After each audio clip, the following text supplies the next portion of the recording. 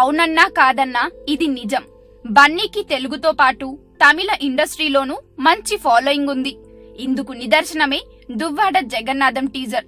మహాశివరాత్రి సందర్భంగా DJ teaser release అయిన విషయం తెలిసిందే.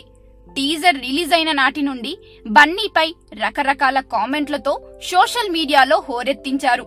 అయినప్పటికీ బన్నీ తన మ్యాజిక్ ను నిరూపించుకోవడమే కాక తాను స్టైలిష్ స్టార్నని నిరూపించుకున్నాడు.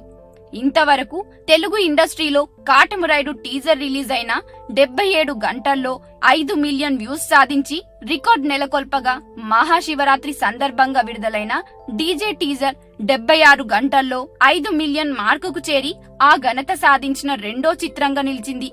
డీజే తరువాతి స్థానంలో ఖైదీ నెంబర్ 150 చేరింది.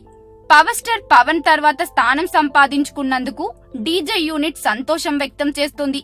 ఎవరేమనుకున్నా తమ మూవీకి ప్రేక్షకులు బ్రహ్మరథం పడతారని డీజే టీజర్ కు వస్తున్న వ్యూసే ఇందుకు నిదర్శనం అంటున్నారు అభిమానులు. దిల్ రాజు నిర్మాణంలో, హరీష్ శంకర్ దర్శకత్వంలో పూజా హెగ్డేతో అల్లు అర్జున్ జతకట్టాడు. తన కెరియర్ లో ఇప్పటిదాకా వేయని గెటప్ లో ప్రేక్షకుల ముందుకు రానున్నాడు బన్నీ. బన్నీ గెటప్ చూసి అభిమానులు ఫిదా అయిపోతున్నారు. సో బన్నీకి ఆల్ ది బెస్ట్ చెప్దాం.